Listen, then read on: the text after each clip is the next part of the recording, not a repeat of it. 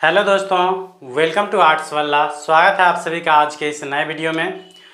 तो आप लोग कैसे हैं? आई होप अच्छे होंगे और अपनी तैयारी में मस्त होंगे और अच्छे से आप लोगों की तैयारी चल रही होगी। तो जैसा कि पता होगा आप लोगों को, जो मैं आप लोगों को क्रैश कोर्स की तैयारी करवा रहा हूं, जिसमें आज हम लोग श्री गणेश करने वाले हैं पॉलिटिकल साइंस का। तो इसमें आज हम लोग पहले चैप्टर से रिलेटेड जो है लगभग 51 ऑब्जेक्टिव क्वेश्चन देखेंगे, वो भी फुल एक्सप्लेनेशन के साथ।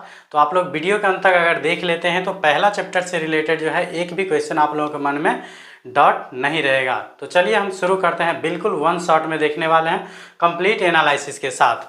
तो ये हो गया हमारा पहला चैप्टर, जिसका नाम है राष्ट्र निर्माण तथा उसकी समस्याएं। तो आप लोग वीडियो के अंत तक बने रहिएगा। वीडियो थोड़ा लेंथी जरूर होगा लेकिन फुल एक्सप्लेनेशन के साथ होगा, ताकि एक भी डॉट आप लोगों के मन में नहीं रहे। तो चलिए हम शुरू करते हैं। तो देखिए हमारा पहला जो चैप्टर हो गया आज का, वो है भारत में विविधता में एकता की विशेषता किसने बताई। मतलब भारत क्या है, भारत में क्या है, तो विविधता में एकता है। विविधता में एकता कहने का मतलब क्या हो गया, जो भारत में जो है विभिन्न धर्म, विभिन्न समुदाय, विभिन्न मतलब कम्युनिटी, विभिन्न धर्म के मानने वाले लोग रहते हैं, फिर भी उन सभी में क्या है, एकता है। तो इसी को बोलते हैं विविधता में एकता। तो भारत में जो है विविधता में एकता की विशेषता पूछ रहा है किसने बताई। तो याद रखिएगा, ये बताए थे पंडित जवाहरलाल नेहरू। तो ऑप्शन नंबर ये घ हमारा करेक्ट आंसर हो जाएगा। उसके बाद चलते हैं नेक्स्ट क्वेश्चन की ओर। तो कलर थोड़ा सा चेंज कर लेता हूं ताकि थोड़ा एट्रैक्टिव लगे। तो देखिए दूसरा क्वेश्चन हमारा है, जो संविधान की प्रस्तावना में बंधुता का आदर्श क्यों रखा गया है। तो बंधुता का मतलब क्या होता है, मित्रता। तो जब मित्रता रहेगा तो क्या होगा, हम लोग एक रूप में रहेंगे। तो इसमें बंधुता आदर्श इसलिए रखा गया है ताकि राष्ट्रीय एकता बना रहे, मतलब राष्ट्रीय एकता हेतु। तो ऑप्शन नंबर घ इसका भी करेक्ट आंसर हो जाएगा। उसके बाद चलते हैं नेक्स्ट क्वेश्चन की ओर। तो नेक्स्ट क्वेश्चन जो है हमारा तीसरा, वो है कश्मीर के भारत में विलय पत्र पर किसने हस्ताक्षर किए। मतलब कश्मीर का जो विलय पत्र पर जो साइन हुआ था वो किसने किया था भारत में विलय पत्र पर। तो इसके बारे में एक बात याद रखिएगा, जो भारत जब आज़ाद हुआ था तो पता होगा आप लोगों को, जो भारत को आज़ाद होते हुए अंग्रेज़ों ने दो टुकड़े में बांट दिया था, जिसका एक का नाम क्या था, तो एक का नाम था भारत और दूसरे का नाम था पाकिस्तान। एक का नाम क्या था, भारत, और दूसरे का नाम पाकिस्तान। ये आप लोगों को भली भांति पता होगा। तो जब हमारा देश आज़ाद हुआ तो अंग्रेज़ों ने क्या कर दिया, तो आज़ाद करते हुए हमारे देश को दो टुकड़े में कर दिया, एक का नाम भारत और दूसरे का नाम पाकिस्तान। तो आज़ादी से पहले जो है लगभग 562 देसी रियासत थे हमारे देश में। जो है पहले 562, इसको कहीं कहीं डायरेक्ट 565 भी रहता है। तो याद रखिएगा, आज़ादी से पहले जो थे लगभग कुल 562 जो है देसी रियासत थे। देसी रियासत का मतलब क्या होता है, जो देसी राजा सब थे पहले। तो उसको अंग्रेजों ने ऑप्शन दिया, जो आप या तो भारत में विलय कर सकते हैं, मतलब भारत के विलय पत्र पर साइन करके आप मतलब भारत में विलय हो सकते हैं, या अगर आपकी इच्छा है तो आप पाकिस्तान में विलय हो सकते हैं। और तीसरा ऑप्शन ये भी दिया था, जो अगर आप इन दोनों में से किसी में भी विलय नहीं होना चाहते हैं तो आप स्वतंत्र रह सकते हैं। तो इस प्रकार से जब जो हुआ ना, तो इसमें दो देसी रियासत ऐसे थे, एक था जूनागढ़ और एक था जम्मू कश्मीर। एक था जूनागढ़ और दूसरा था जम्मू कश्मीर, जो अपना स्वतंत्र रहना स्वीकार किया। तो इसमें से भारत और पाकिस्तान में बाकी सब जो जिसको जिधर जाना था उधर विलय पत्र पे साइन कर दिए। तो इसमें जो बच गया था जम्मू कश्मीर। तो यहाँ वही क्वेश्चन है, जो कश्मीर के जो है भारत में विलय पत्र पर हस्ताक्षर किसने किया। तो जब आज़ाद हुआ 1947 में हमारा देश, तो उसी टाइम में क्या किया था, तो पाकिस्तानी सेना ने उस कश्मीर पे आक्रमण कर दिया था। तो उस कश्मीर पे जो आक्रमण कर दिया था, तो भारतीय सेना इधर से जा नहीं सकते थे, क्योंकि जम्मू कश्मीर का राजा जो था उस टाइम, जम्मू कश्मीर का राजा था हरि सिंह। जम्मू कश्मीर का राजा कौन था, हरि सिंह था। तो उस समय तक भारत के विलय पत्र पर साइन नहीं किए थे, इसीलिए जम्मू कश्मीर जो है भारत का अंग नहीं था उस टाइम में, इसलिए भारतीय सेना वहाँ पे जा नहीं सकते थे। तो उसके बाद राजा हरि सिंह जो थे उन्होंने क्या किया, तो भारतीय विलय पत्र पर साइन किए। उसके बाद जम्मू कश्मीर भारत का हिस्सा हो गया। उसके बाद भारतीय सेना को जब भेजा गया तो बहुत तो बहुत अंदर तक उसको खदेड़ा, तब तक उन्होंने, पाकिस्तानी सेना ने जम्मू कश्मीर के कुछ भाग पर आक्रमण मतलब अपना अधिकार कर लिया था। उसी को आज बोला जाता है POK। उसी को क्या बोला जाता है?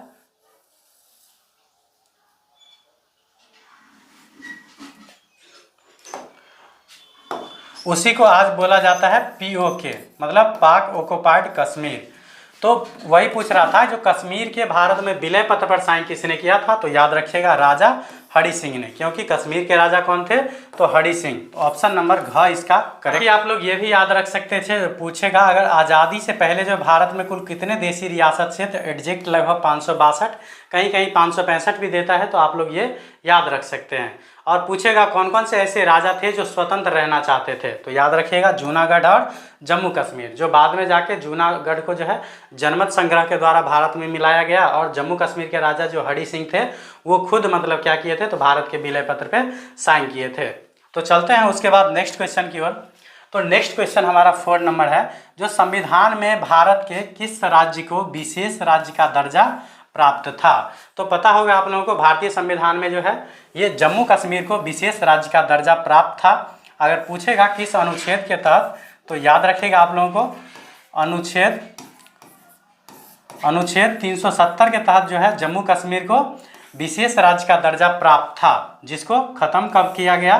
तो 2019 में इसको ख़त्म कर दिया गया। 2019 में क्या कर दिया गया? जम्मू कश्मीर को विशेष राज्य का दर्जा जो था उसको ख़त्म कर दिया गया। उसके बाद जम्मू कश्मीर को 2 भाग में बांट दिया। 2 भाग में, एक कश्मीर और दूसरा लद्दाख। एक जम्मू कश्मीर और दूसरा क्या बना दिया? दूसरा बना दिया लद्दाख। और ये दोनों क्या है? तो यूटी है, मतलब यूनियन टेरिटरी। क्या है? यूनियन टेरिटरी, मतलब ये हो गया यूटी, मतलब केंद्र शासित प्रदेश 2 बना दिए। तो याद रखिएगा। तो याद रखना है, जो भारतीय संविधान के किस राज्य को विशेष राज्य का दर्जा प्राप्त था, तो याद रखिएगा जम्मू कश्मीर को। और किसके अनुच्छेद के तहत? तो अनुच्छेद 370 के तहत। इस अनुच्छेद को जो है 2019 में खत्म कर दिया गया। उसके बाद जम्मू कश्मीर को जो है 2 केंद्र शासित प्रदेश में बांट दिया, एक जम्मू कश्मीर और दूसरा लद्दाख। उसके बाद चलते हैं नेक्स्ट क्वेश्चन की ओर। तो नेक्स्ट क्वेश्चन हमारा 5 नंबर है, जो राज्यों के पुनर्गठन आयोग का अध्यक्ष कौन था? तो राज्य पुनर्गठन आयोग का जो गठन किया गया था ये 1953 ईस्वी में किया गया था। इसके अध्यक्ष पूछ रहा है कौन है? तो याद रखिएगा न्यायमूर्ति फजल अली थे। तो ऑप्शन नंबर जो ये घ हमारा करेक्ट आंसर हो जाएगा। उसके बाद चलते हैं नेक्स्ट क्वेश्चन की ओर। तो नेक्स्ट क्वेश्चन हमारा 6 नंबर है, जो राज्य पुनर्गठन अधिनियम के अनुसार भारत में किस आधार पर राज्यों की रचना की गई थी? तो राज्य पुनर्गठन आयोग जो आया था, तो उसमें जो है राज्यों का पुनर्गठन किया गया था भाषा के आधार पर। तो ऑप्शन नंबर घ इसका करेक्ट आंसर हो जाएगा, क्योंकि 1953 में जब राज्य पुनर्गठन आयोग आया तो 1956 में जाके क्या हुआ था, हालांकि इसका घोषणा हुआ था 1953 में ही, तो 1956 में पता होगा आप लोगों को बना होगा तेलंगाना राज्य पुनर्गठन आयोग में पहला जो बना था ये बना था आंध्र प्रदेश। पहला राज्य कौन सा बना था? आंध्र प्रदेश बना था। पूछेगा किस भाषा के आधार पर बना था? तो ये बना था तेलुगु भाषा के आधार पर। किस भाषा के आधार पर? तेलुगु भाषा के आधार पर। तो राज्य पुनर्गठन अधिनियम के अनुसार जो है भारत में किस आधार पर राज्यों का पुनर्गठन हुआ था? तो याद रखना है आप लोगों को, जो भाषा के आधार पर। चलते हैं उसके बाद नेक्स्ट क्वेश्चन की ओर। तो नेक्स्ट क्वेश्चन हमारा है, जो 1956 में कौन से द्विभाषी राज्य बने थे? तो 1956 में जो द्विभाषी राज्य बने थे ये बना था बम्बई व पंजाब। तो ऑप्शन नंबर क इसका करेक्ट आंसर हो जाएगा। उसके बाद चलते हैं नेक्स्ट क्वेश्चन की ओर। तो नेक्स्ट जो हमारा 8 नंबर क्वेश्चन है, ये बोला जा रहा है, जो संविधान ने किस भाषा को राजभाषा का दर्जा दिया है? तो याद रखिएगा भारतीय संविधान के जो है भारतीय संविधान के अनुच्छेद 343 क के तहत जो है हिंदी को क्या दिया गया है? राजभाषा का दर्जा।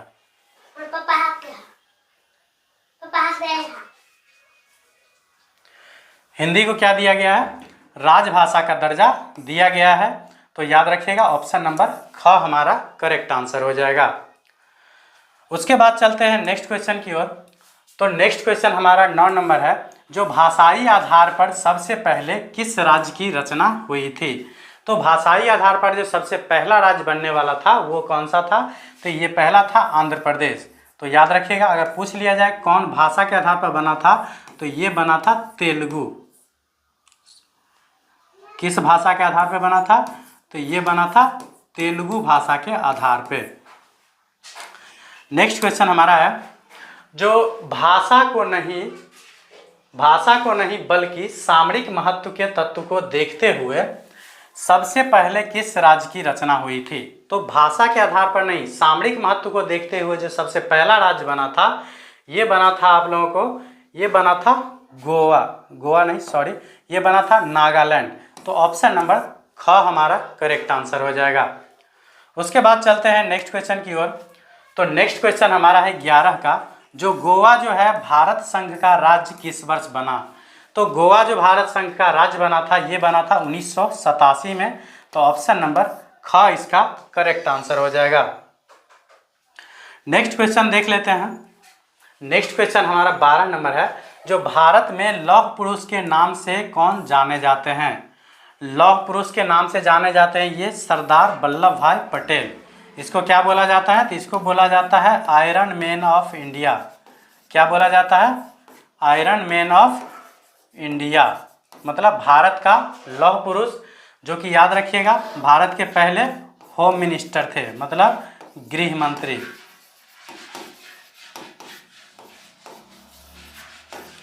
तो भारत के पहले अगर होम मिनिस्टर पूछ लिया जाए तो याद रखिएगा सरदार वल्लभ भाई पटेल।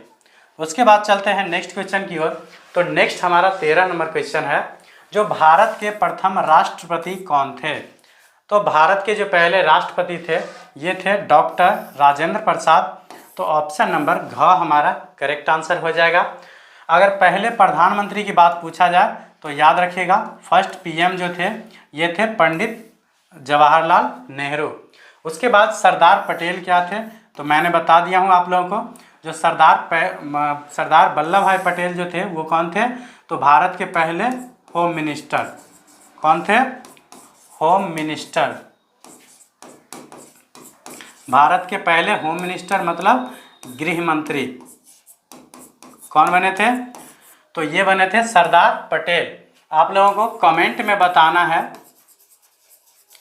आप लोगों को कमेंट में बताना है जो वर्तमान गृह मंत्री कौन है। वर्तमान गृह मंत्री जो है कौन है, वर्तमान गृह मंत्री कौन है, ये आप लोगों को कमेंट बॉक्स में बताना है। तो याद रखिएगा भारत के पहले प्रधानमंत्री कौन थे, तो पंडित जवाहरलाल नेहरू। पहले गृह मंत्री पूछा जाए तो याद रखिएगा सरदार वल्लभ भाई पटेल। और डॉक्टर राधा कृष्णन कौन थे, तो पहले उपराष्ट्रपति। कौन थे, फर्स्ट उपराष्ट्रपति। और दूसरे नंबर के राष्ट्रपति भी बने थे, याद रखिएगा। पहले उपराष्ट्रपति कौन थे, तो राधा कृष्णन। ये भी 2 बार राष्ट्रपति लगातार रहे, ये भी 2 बार उपराष्ट्रपति लगातार रहे थे। उसके बाद राष्ट्रपति राजेंद्र प्रसाद के बाद जो राष्ट्रपति बने वो डॉक्टर राधा कृष्णन ही बने थे। चलते हैं उसके बाद नेक्स्ट क्वेश्चन की ओर। तो नेक्स्ट क्वेश्चन हमारा है, जो स्वतंत्रता पश्चात देशी रियासत थे। तो स्वतंत्रता के बाद भी देशी रियासत कौन थे, तो मैंने बताया था जो भारत में कुल जो है 562 देशी रियासत थे, जिसमें से क्या किया था, तो 560 लगभग अपने अपने अनुसार मतलब विलय पत्र पे साइन कर दिए, कोई पाकिस्तान में कोई भारत में। बाकी 2 जो ऐसे थे जो मतलब स्वतंत्र रह गए थे, उसी को बोलते हैं देशी रियासत। तो ये था हैदराबाद और जूनागढ़। तो ऑप्शन नंबर घ करेक्ट हो जाएगा, क और ख, मतलब ये दोनों बच गए थे स्वतंत्रता के बाद देशी रियासत। उसके बाद नेक्स्ट क्वेश्चन हमारा है, जो भारत का अंतिम गवर्नर जनरल कौन था। तो भारत का जो अंतिम गवर्नर जनरल था ये कौन था, तो ये हो जाएगा लॉर्ड माउंटबेटन। तो ऑप्शन नंबर ग जो है हमारा करेक्ट आंसर हो जाएगा। उसके बाद नेक्स्ट क्वेश्चन हमारा है, जो गोवा दमन एवं द्वीप में से किस यूरोपीय राज्य का उपनिवेश था। तो गोवा दमन एवं द्वीप किस उपनिवेश मतलब किस यूरोपीय राज्य का उपनिवेश था, तो ये याद रखिएगा पुर्तगाल का था। तो ऑप्शन नंबर घ इसका करेक्ट आंसर हो जाएगा। और ये भी पता होगा आप लोगों को जो भारत में आने वाला पहले यूरोपीय कौन थे, तो ये पुर्तगाली ही थे। उसके बाद चलते हैं नेक्स्ट क्वेश्चन की ओर। तो नेक्स्ट हमारा 17 का है, जो देश के विभाजन में से कौन कौन से राज्य प्रभावित हुए थे। तो देश के विभाजन से जो सबसे ज़्यादा प्रभावित हुए थे ये हुए थे पंजाब व बंगाल। तो ऑप्शन नंबर ग इसका करेक्ट आंसर हो जाएगा। उसके बाद चलते हैं नेक्स्ट क्वेश्चन की ओर। तो नेक्स्ट क्वेश्चन हमारा 18 का है, बोल रहा है किसने द्विराष्ट्र सिद्धांत का प्रतिपादन किया। तो द्विराष्ट्र सिद्धांत का जो प्रतिपादन किया था ये किया था मोहम्मद अली जिन्ना ने। तो ऑप्शन नंबर ग इसका करेक्ट आंसर हो जाएगा। इन्होंने द्विराष्ट्र का सिद्धांत दिया, जो एक हिंदू के लिए राष्ट्र बनेगा जिसका नाम रहेगा हिंदुस्तान, और एक मुस्लिम के लिए अलग कंट्री बनेगा जिसका नाम क्या दिया उन्होंने, तो उसको बोला पाकिस्तान। तो याद रखिएगा द्विराष्ट्र का सिद्धांत किसने दिया था, तो मोहम्मद अली जिन्ना इनका पूरा नाम है। उसके बाद चलते हैं नेक्स्ट क्वेश्चन की ओर। तो नेक्स्ट हमारा है, जो किस देश ने सुरक्षा परिषद में सर्वाधिक बार निषेधाधिकार का प्रयोग किया है। तो निषेधाधिकार जिसको बोला जाता है वीटो पावर, क्या बोलते हैं, वीटो पावर। तो वीटो पावर का प्रयोग सबसे अधिक बार किसने किया है। तो पहले तो ये जान लीजिए जो वीटो पावर होता क्या है। तो पता होगा आप लोगों को जो संयुक्त राष्ट्र संघ जिसको बोलते हैं यूएनओ, इसको हिंदी में क्या बोला जाता है, संयुक्त राष्ट्र संघ, संयुक्त राष्ट्र संघ मतलब इंग्लिश में होता है यूनाइटेड नेशन ऑर्गेनाइजेशन। तो संयुक्त राष्ट्र संघ की स्थापना जो हुआ था ये हुआ था 24 अक्टूबर 1945 ईस्वी को। तो इसको जब स्थापना हुआ था तो इसमें कुल सदस्य जो है ये कुल सदस्य जो है टोटल 15 था, जिसमें से 5 को बोलते हैं अस्थाई सदस्य जो हमेशा के लिए रहता है, और 10 इसमें चुना जाता है, इसको बोला जाता है अस्थाई सदस्य। क्या बोला जाता है, अस्थाई सदस्य। तो 5 जो देश है ना इसके पास वीटो शक्ति है, मतलब निषेधाधिकार की शक्ति है। तो 5 देश कौन सा है, तो ये भी आप लोग याद रख लीजिएगा। इसमें है रूस, ब्रिटेन,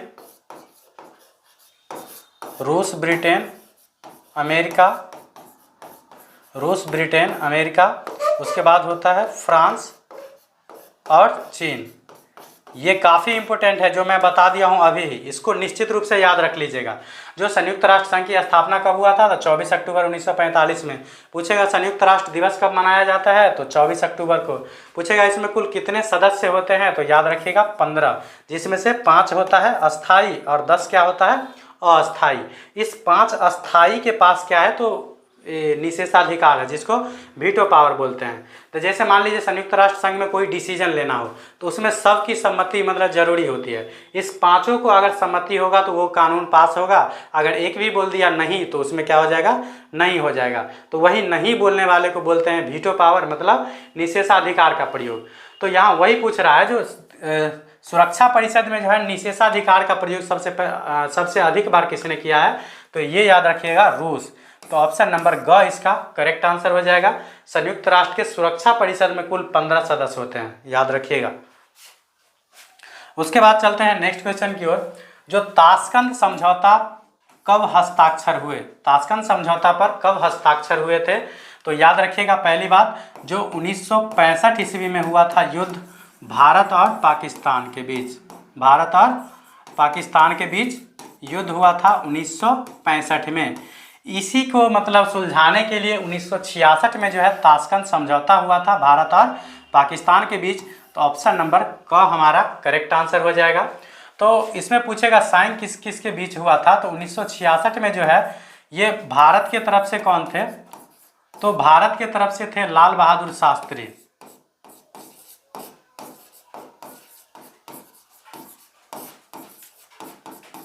कौन थे, लाल बहादुर शास्त्री।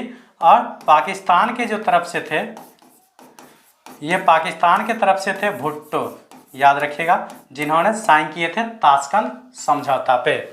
उसके बाद चलते हैं नेक्स्ट क्वेश्चन की ओर। तो नेक्स्ट क्वेश्चन हमारा है जो राज्य पुनर्गठन आयोग के विषय में कौन सा कथन असत्य है, मतलब यहाँ जो कथन दिया गया है इसमें से कौन सा ऐसा कथन है जो राज्य पुनर्गठन आयोग के बारे में गलत कहता है। तो पहला है जो इसकी स्थापना 1953 में की गई थी, तो ये बात सही है। जो राज्य पुनर्गठन आयोग की स्थापना जो है वो 1953 ईस्वी में किया गया था। दूसरा बोल रहा है जो इसकी रिपोर्ट के आधार पर 1996 में राज्य पुनर्गठन अधिनियम पारित किया गया था। तो ये बात गलत है। इसके आधार पर जो है 1996 में नहीं बल्कि 1956 में जो है राज्य पुनर्गठन अधिनियम को पारित किया गया था। तो यही हमारा गलत पकड़ा गया। तो वही पूछ रहा था कौन सा कथन असत्य है, तो यही कथन जो है असत्य है। तो ये हमारा सही आंसर हो जाएगा। उसके बाद इसने भाषाई राज्यों के निर्माण के लिए सिफारिश की थी। तो ये बात सही है, क्योंकि राज्य पुनर्गठन आयोग भाषा के आधार पर ही राज्यों का पुनर्गठन किया था। इसलिए पहला राज्य जो बना था आंध्र प्रदेश तेलुगु भाषा के आधार पर, ये पता होगा आप लोगों को। तो ये हमारा ख जो है करेक्ट आंसर हो जाएगा। चलते हैं हम लोग नेक्स्ट क्वेश्चन की ओर। नेक्स्ट हमारा क्वेश्चन है 22 नंबर, जो हैदराबाद का भारतीय संघ में विलय किस प्रकार हुई थी। तो हैदराबाद का जो विलय हुआ था ये हुआ था बलपूर्वक, मतलब जबरदस्ती किया गया था। इसको बोलते हैं जनमत संग्रह के द्वारा। क्या बोलते हैं? जनमत संग्रह के द्वारा हैदराबाद का जो है विलय किया गया था भारत में। इसके बाद अगर जम्मू कश्मीर का पूछेगा तो पता होगा, जम्मू कश्मीर का राजा जो है हरि सिंह खुद भारत के विलय पत्र पर साइन किए थे। तो चलते हैं उसके बाद नेक्स्ट क्वेश्चन की ओर। क्वेश्चन काफ़ी ज़्यादा है इसलिए वीडियो थोड़ा लंबा हो सकता है, तो आप लोग धैर्य के साथ जरूर देखें। अगर एक बार देख लेते हैं वीडियो तो समझ लीजिए पहला चैप्टर से पूरा कंप्लीट, दोबारा देखने की जरूरत नहीं पड़ेगा। तो नेक्स्ट क्वेश्चन हमारा है 23 का, जो किस आंदोलन ने आंध्र प्रदेश के लिए स्वायत्त प्रदेश की मांग की थी। तो ये था विशाल आंध्र आंदोलन, जिसने क्या किया था, तो आंध्र प्रदेश के लिए स्वायत्त प्रदेश की मांग की थी। तो ऑप्शन नंबर जो है ये क इसका करेक्ट आंसर हो जाएगा। उसके बाद चलते हैं नेक्स्ट क्वेश्चन की ओर। तो नेक्स्ट क्वेश्चन हमारा है जो भारत में वर्तमान में कुल कितने संघ शासित प्रदेश है। तो वर्तमान में कुल कितने संघ शासित प्रदेश है, तो याद रखिएगा ये 8 हो जाएगा। तो ऑप्शन नंबर ग इसका करेक्ट आंसर हो जाएगा। सिर्फ याद रखना वर्तमान में जो है टोटल 28 राज्य है और 8 केंद्र शासित प्रदेश है वर्तमान में। उसके बाद चलते हैं नेक्स्ट क्वेश्चन की ओर। तो नेक्स्ट हमारा है जो किस भाषा के आधार पर 1953 में आंध्र प्रदेश का गठन हुआ था। तो पता होगा आप लोगों को भाषाई आधार पर बनने वाला पहला राज्य जो था वो कौन सा था, आंध्र प्रदेश। तो वही पूछ रहा है किस भाषा के आधार पर इसका गठन हुआ था। तो याद रखिएगा तेलुगु भाषा के आधार पर इसका गठन जो है 1953 ईस्वी में हुआ था। तो ऑप्शन नंबर क इसका करेक्ट आंसर हो जाएगा। उसके बाद चलते हैं नेक्स्ट क्वेश्चन की ओर। तो नेक्स्ट क्वेश्चन हमारा है जो भारत में उत्तर पूर्वी क्षेत्र में असम का भाग काटकर पहला राज्य कौन सा बना था। तो असम का भाग काटकर जो पहला राज्य बना था ये आप लोगों को बताना है कमेंट बॉक्स में। क्या बताना है? कमेंट बॉक्स में बताना है जो इसका आंसर क्या होगा। अगर पता हो तो कमेंट जरूर बताया कीजिए, और वीडियो पसंद आ रहा हो तो लाइक ज़रूर कर दीजिए, क्योंकि ये जितना भी मेहनत किया जा रहा है वो आप लोगों के लिए किया जा रहा है और बिल्कुल फ्री। उसके बाद नेक्स्ट क्वेश्चन हमारा है जो शिमला समझौता पर भारत के किस प्रधानमंत्री ने हस्ताक्षर किए थे। तो शिमला समझौता पे जो भारत के प्रधानमंत्री हस्ताक्षर किए थे ये किए थे इंदिरा गांधी। तो ऑप्शन नंबर ग इसका करेक्ट आंसर हो जाएगा। इसमें याद रखिएगा जो 1971 ईस्वी में फिर से भारत और पाकिस्तान के बीच युद्ध होता है। पाकिस्तान फिर भारत पे आक्रमण किया था, तो भारत पाकिस्तान के बीच जो है फिर से युद्ध छिड़ता है 1971 ईस्वी में। और इसी को सुलझाने के लिए 1972 में जो होता है ये होता है शिमला समझौता। क्या होता है? शिमला समझौता। शिमला समझौता होता है, उसमें भारत की तरफ से कौन थे? शिमला समझौता होता है जिसमें भारत की तरफ से थे इंदिरा गांधी और पाकिस्तान की तरफ से शायद अयूब खां थे। कौन थे? अयूब खां। उसके बाद चलते हैं नेक्स्ट क्वेश्चन की ओर। तो नेक्स्ट क्वेश्चन हमारा है जो संविधान सभा के अध्यक्ष कौन थे। तो संविधान सभा के जो अध्यक्ष थे ये थे डॉक्टर राजेंद्र प्रसाद। तो ख इसका करेक्ट आंसर हो जाएगा। याद रखिएगा इनको अध्यक्ष जो चुना गया था ये चुना गया था 11 दिसंबर 1946 ईस्वी को। ये संविधान सभा का दूसरा बैठक था। कौन सा बैठक था? दूसरा बैठक था। इसमें डॉक्टर राजेंद्र प्रसाद को जो है अस्थाई अध्यक्ष चुना गया था। डायरेक्ट अध्यक्ष पूछेगा तो डॉक्टर राजेंद्र प्रसाद को बताना है। वैसे पहला जो बैठक हुआ था ये 9 दिसंबर 1946 ईस्वी को हुआ था। 9 दिसंबर 1946 को क्या हुआ था? तो पहला बैठक हुआ था। क्या हुआ था? पहला बैठक हुआ था जिसमें डॉक्टर सच्चिदानंद सिन्हा को डॉक्टर सच्चिदानंद सिन्हा को डॉक्टर सच्चिदानंद सिन्हा को क्या किया गया था? तो अस्थायी अध्यक्ष नियुक्त किया गया था। अस्थायी अध्यक्ष क्या किया गया था? बनाया गया था। तो अगर डायरेक्ट पूछेगा जो भारतीय संविधान सभा के अध्यक्ष कौन थे, तो बताना है डॉक्टर राजेंद्र प्रसाद। अगर आप लोगों से पूछ लिया जाए भारतीय संविधान सभा के पहले अध्यक्ष कौन थे, तो आप लोगों को बताना है डॉक्टर सच्चिदानंद सिन्हा, क्योंकि इसको 9 दिसंबर 1946 को चुना गया था, पहला अस्थायी बना दिया गया था और बाद में परमानेंट किसको कर दिया? डॉक्टर राजेंद्र प्रसाद को 11 दिसंबर 1946 ईस्वी को दूसरी बैठक में। चलते हैं उसके बाद नेक्स्ट क्वेश्चन की ओर। नेक्स्ट हमारा 29 का है, जो कौन भारतीय व्यक्ति भारत का प्रथम गवर्नर जनरल था? मतलब कौन सा ऐसा भारतीय व्यक्ति था जो भारत का गवर्नर जनरल था? तो ये याद रखिएगा, सी राजगोपालाचारी। तो ऑप्शन नंबर ख इसका करेक्ट आंसर हो जाएगा। यहाँ सी का मतलब होता है चक्रवर्ती राजगोपालाचारी, इसका पूरा नाम याद रखिएगा, चक्रवर्ती राजगोपालाचारी। उसके बाद नेक्स्ट क्वेश्चन हमारा 30 का है, जो संविधान सभा प्रारूप समिति के अध्यक्ष कौन थे? तो संविधान सभा के प्रारूप समिति के अध्यक्ष जो थे ये थे डॉक्टर बी.आर. अम्बेडकर। तो ऑप्शन नंबर क इसका करेक्ट आंसर हो जाएगा। ये प्रारूप समिति के थे, इसको भारतीय संविधान का जनक कहा जाता है। क्या कहा जाता है? भारतीय संविधान का जनक। भारतीय संविधान का जनक पूछेगा किसे कहा जाता है, तो याद रखिएगा डॉक्टर भीमराव अंबेडकर को। किसको? बी.आर. अंबेडकर को क्या कहा जाता है? तो ये कहा जाता है मतलब भारतीय संविधान का जनक। चलते हैं उसके बाद नेक्स्ट क्वेश्चन की ओर।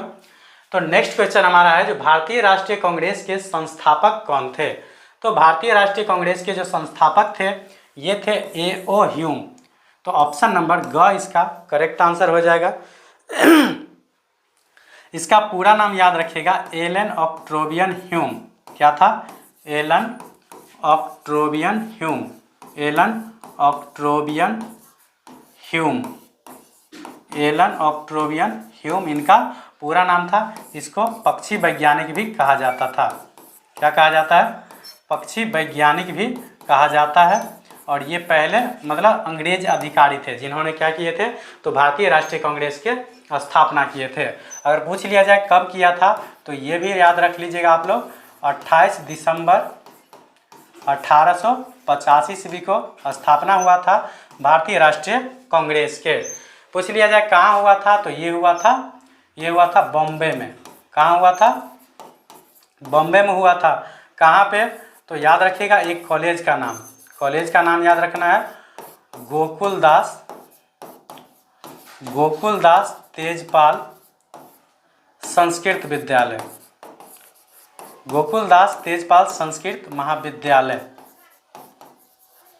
गोकुलदास तेजपाल संस्कृत महाविद्यालय, जहाँ पे क्या हुआ था, तो भारतीय राष्ट्रीय कांग्रेस की स्थापना हुआ था। वैसे ये होने वाला था मुंबई के जगह पुणे में होने वाला था। पुणे में क्या था? होने वाला था। पुणे में होने वाला था भारतीय राष्ट्रीय कांग्रेस की स्थापना, लेकिन वहाँ पे प्लेग फैल जाने के कारण क्या हुआ था, तो भारतीय राष्ट्रीय कांग्रेस की स्थापना बॉम्बे में हुआ 28 दिसंबर 1885 ईस्वी को। किसने किया था? तो याद रखिएगा एलन ऑक्ट्रोवियन ह्यूम। किसने किया था? तो ये किया था एलन ऑक्ट्रोवियन ह्यूम। अगर पूछ लिया जाए एनी बेसेंट के बारे में, तो याद रखिएगा ये भारतीय राष्ट्रीय कांग्रेस के पहली महिला अध्यक्ष थे। कौन थे? भारतीय राष्ट्रीय कांग्रेस की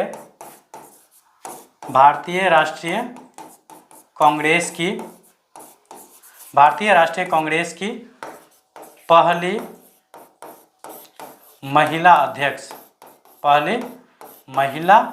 अध्यक्ष कौन थे? तो याद रखिएगा एनी बेसेंट। चलते हैं उसके बाद नेक्स्ट क्वेश्चन की ओर। नेक्स्ट क्वेश्चन हमारा 32 का है, जो भारतीय संविधान की 8वीं अनुसूची में क्या वर्णित है?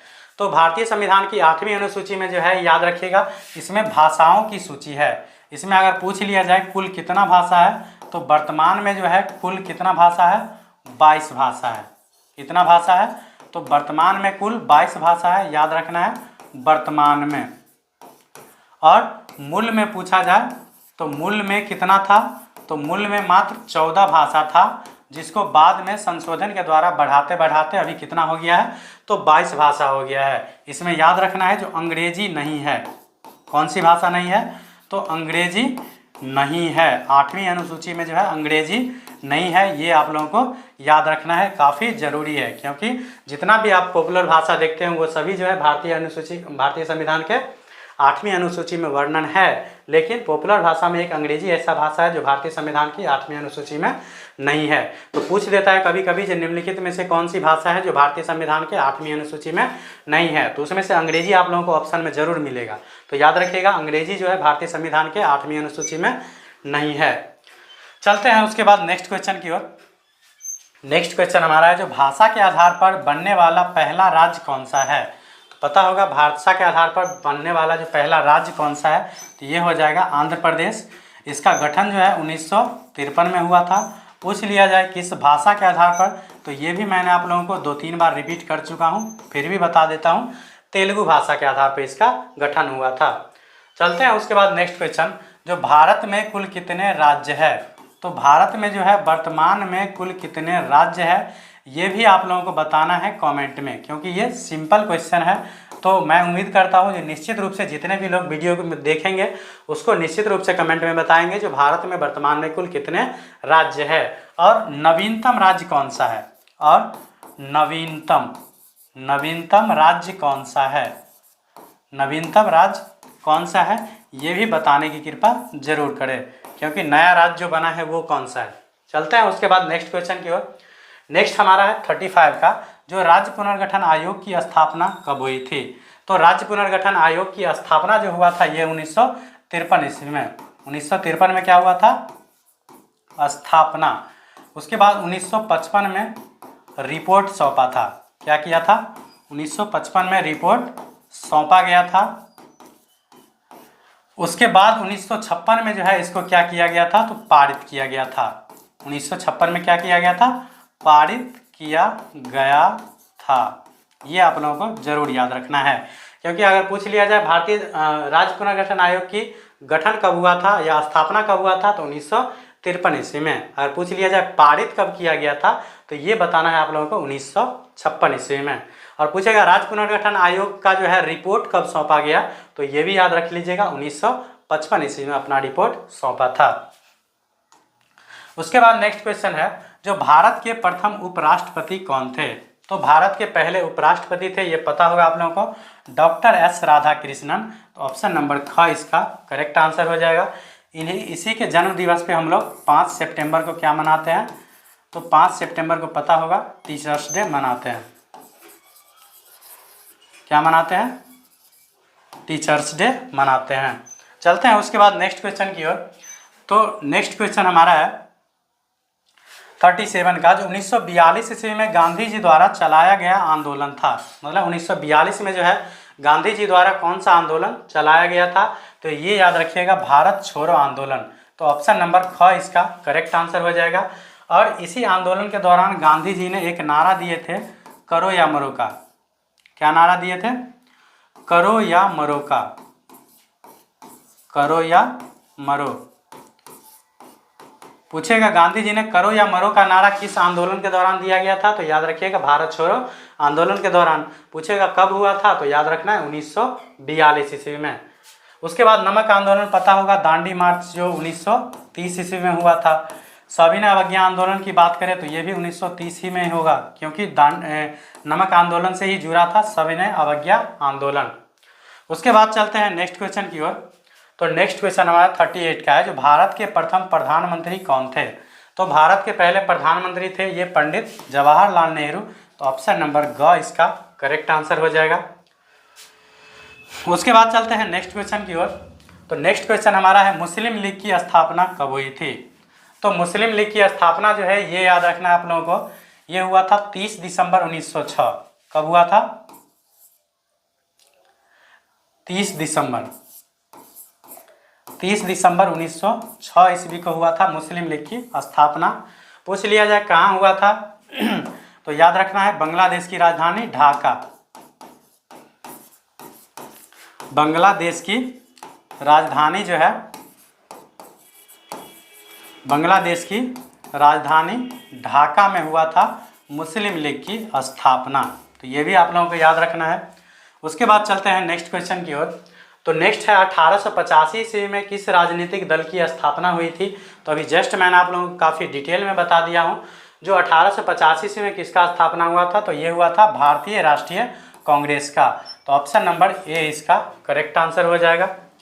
उसके बाद एक बात और बता देता हूँ, इसका पहला अध्यक्ष नहीं बताया था। तो भारतीय राष्ट्रीय कांग्रेस के अगर पहले अध्यक्ष पूछ लिया जाए, पहले अध्यक्ष, तो याद रखना आप लोगों को WC बनर्जी, WC बनर्जी, जिसका पूरा नाम होता है व्योमेश चंद्र बनर्जी।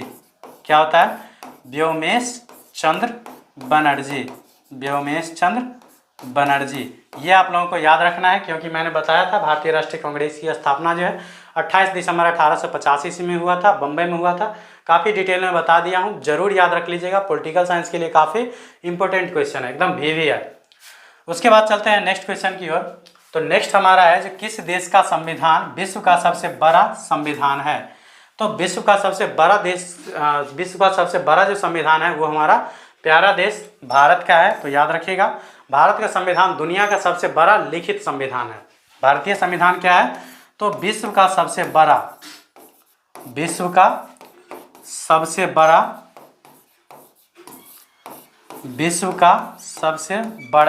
लिखित संविधान है।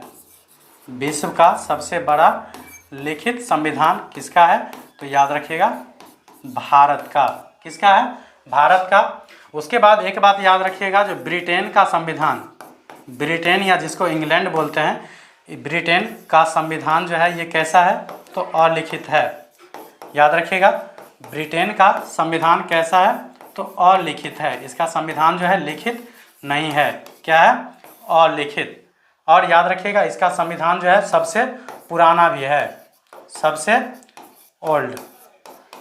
किसका संविधान है? तो याद रखिएगा ब्रिटेन का, जो अलिखित है। चलते हैं उसके बाद नेक्स्ट क्वेश्चन की ओर। तो नेक्स्ट क्वेश्चन हमारा 42 का, जो भारतीय संविधान के किस भाग को संविधान की आत्मा कहा जाता है। तो भारतीय संविधान को जो है याद रखिएगा प्रस्तावना को है क्या कहा जाता है? भारतीय संविधान की आत्मा। प्रस्तावना को याद रखिएगा क्या कहा जाता है? आत्मा कहा जाता है। आत्मा के बाद इसको समझ लीजिएगा भारतीय संविधान का हृदय भी कहा जाता है। उसके बाद भारतीय संविधान का इसको कुंजी भी कहा जाता है। तो तीनों एक ही बात है। पूछ लिया जाएगा भारतीय संविधान का हृदय किसे कहा जाता है या आत्मा किसे कहा जाता है, तो याद रखिएगा प्रस्तावना में, प्रस्तावना को। क्योंकि भारतीय संविधान का प्रस्तावना जो है ना, भारतीय संविधान की प्रत्येक बात को वर्णन कर देता है। मतलब उसकी महत्व क्या है, उसमें अधिकार क्या दिया गया है, उसका उद्देश्य क्या है, पूरा एक्सप्लेनेशन आपको जो है प्रस्तावना पढ़ने से ही प्राप्त हो जाता है। इसलिए भारतीय संविधान को मतलब क्या कहा जाता है? आत्मा कह लीजिए या हृदय कह लीजिए या भारतीय संविधान की कुंजी कह लीजिए। ये किसको कहा जाता है? प्रस्तावना को।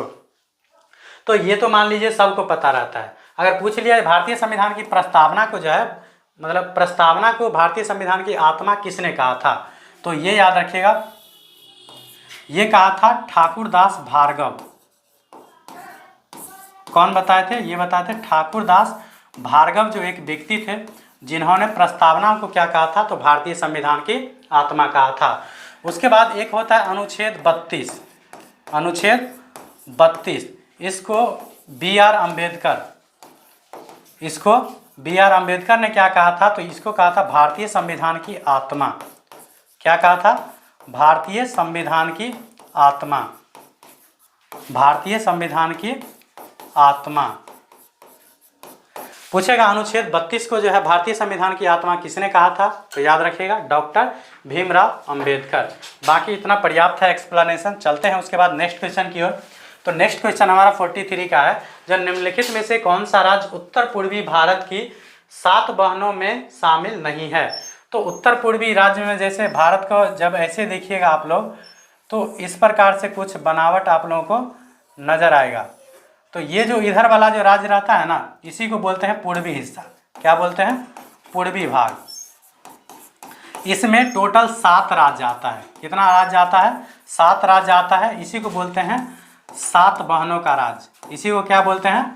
7 बहनों का राज्य।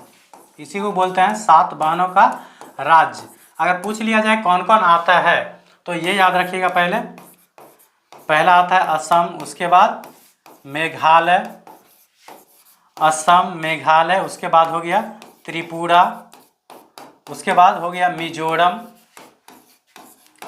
असम मेघालय त्रिपुरा मिजोरम, उसके बाद हो गया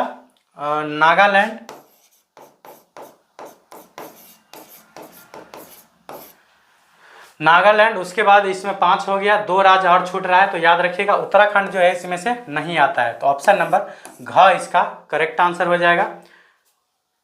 उसके बाद चलते हैं नेक्स्ट क्वेश्चन की ओर। नेक्स्ट क्वेश्चन हमारा 44 का है, जो किस पाकिस्तानी राष्ट्रपति ने 1966 में ताशकंद समझौता पे हस्ताक्षर किए थे। तो पता होगा आप लोगों को, जो 1965 में जो भारत और पाकिस्तान के बीच युद्ध होता है, भारत और पाकिस्तान के बीच जो युद्ध होता है, उसके बाद दोनों देशों के बीच समझौता के लिए जो है 1966 में क्या होता है, एक समझौता आयोजित किया जाता है ताशकंद में, इसी को बोलते हैं ताशकंद समझौता। जो जिस पे पूछा जा रहा है जो कौन से पाकिस्तानी राष्ट्रपति थे जो उस पे साइन किए थे, तो याद रखिएगा इस पे जो साइन किए थे ये किए थे अयूब खां, तो ऑप्शन नंबर ग इसका करेक्ट आंसर हो जाएगा। उसके बाद चलते हैं नेक्स्ट क्वेश्चन की ओर। नेक्स्ट क्वेश्चन हमारा 45 का, जो भारतीय संविधान को कब लागू किया गया था। तो भारतीय संविधान को जो पूर्ण रूप से लागू किया गया था ये किया गया था 26 जनवरी 1950 ईस्वी को, तो ऑप्शन नंबर क इसका करेक्ट आंसर हो जाएगा। याद रखिएगा कोई भी देश का जब संविधान लागू हो जाता है उसका मतलब वो देश जो है क्या हो जाता है, गणतंत्र हो जाता है। क्या हो जाता है, गणतंत्र। तो पूछेगा भारत गणतंत्र कब हुआ था, तो ये भी आप लोगों को याद रखिएगा 26 जनवरी 1950 ईस्वी को, इसीलिए हम लोग प्रत्येक वर्ष 26 जनवरी को क्या मनाते हैं, गणतंत्रता दिवस। अगर पूछेगा भारतीय संविधान को जो है अंगीकार कब किया गया था, कब किया गया था, अंगीकार कब किया गया था। अंगीकार का मतलब होता है आंशिक रूप से लागू करना, मतलब जब संविधान बन गया था उसका थोड़ा बहुत प्रावधान जो है कब लागू हुआ था, तो अंगीकार का मतलब वही होता है। तो याद रखिएगा ये हो जाएगा 26 नवंबर 1949 ईस्वी को। तो भारतीय संविधान को जो है अंगीकार किया गया था 26 नवंबर 1949 ईस्वी को, और पूर्ण रूप से जो लागू किया गया था ये किया गया था 26 जनवरी 1950 ईस्वी को। चलते हैं उसके बाद नेक्स्ट क्वेश्चन की ओर। नेक्स्ट क्वेश्चन हमारा है, भारतीय राष्ट्रीय कांग्रेस की स्थापना कब हुई थी। तो ये मैंने काफ़ी डिटेल में बता दिया हूँ पीछे। जो भारतीय राष्ट्रीय कांग्रेस की स्थापना जो है 28 दिसंबर 1885 ईस्वी को हुआ था, तो ऑप्शन नंबर ख इसका करेक्ट आंसर हो जाएगा। उसके बाद चलते हैं नेक्स्ट क्वेश्चन की ओर। तो नेक्स्ट क्वेश्चन हमारा 46 का, सॉरी रिपीट हो गया, मतलब वही क्वेश्चन था। उसके बाद नेक्स्ट है 47 का, जो शिमला समझौता किस वर्ष हस्ताक्षरित हुआ था। तो ये पता होगा भारत और पाकिस्तान के बीच फिर से एक युद्ध होता है 1971 ईस्वी में। किसके बीच होता है, भारत और पाकिस्तान के बीच। ये भी मैं हालांकि बता चुका हूँ, जो 1971 ईस्वी में भारत और पाकिस्तान के बीच फिर से एक युद्ध होता है, जिसके समझौता के लिए जो है 1972 ईस्वी में क्या होता है, शिमला समझौता। तो ऑप्शन नंबर ग इसका करेक्ट आंसर हो जाएगा। उसके बाद चलते हैं नेक्स्ट क्वेश्चन की ओर। तो नेक्स्ट क्वेश्चन हमारा 48 का है, जो भारत के पहले गृह मंत्री कौन थे। गृह मंत्री का मतलब होता है होम मिनिस्टर, तो ये थे हमारे सरदार वल्लभ भाई पटेल। तो ऑप्शन नंबर ग इसका करेक्ट आंसर हो जाएगा। पता होगा आप लोगों को इसको क्या कहा जाता है, तो इसको कहा जाता है iron man of India. Iron man of India मतलब भारत का लौह पुरुष किसे कहा जाता है, तो याद रखिएगा सरदार वल्लभ भाई पटेल को। उसके बाद डॉक्टर अंबेडकर को क्या कहा जाता है, तो इसको कहा जाता है भारतीय संविधान का जनक। चलते हैं नेक्स्ट क्वेश्चन की ओर। तो नेक्स्ट हमारा 49 का है, जो भारत के लौह पुरुष के रूप में कौन जाना जाता है। तो अभी जस्ट मैंने बताया है लौह पुरुष मतलब आयरन मैन ऑफ इंडिया। क्या होता है, आयरन मैन ऑफ इंडिया किसको बोला जाता है, तो इसको बोला जाता है सरदार वल्लभ भाई पटेल को। तो ऑप्शन नंबर ख इसका करेक्ट आंसर हो जाएगा। देसी रियासत को जो है भारत में विलय करवाने में मुख्य हाथ इसका था, इसीलिए इसको लौह पुरुष कहा जाता है, याद रखना है आप लोगों को।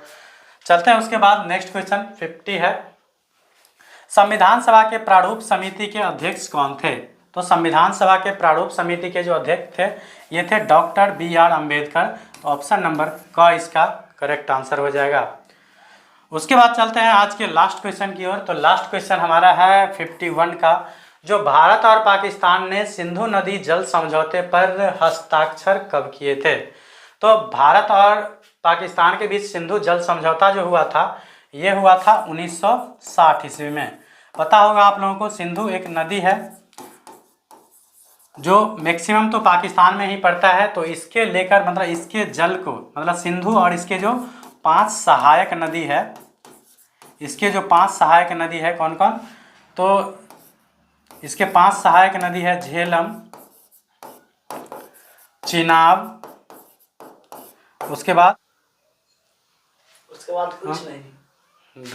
खैर भगना के 51 मिनट के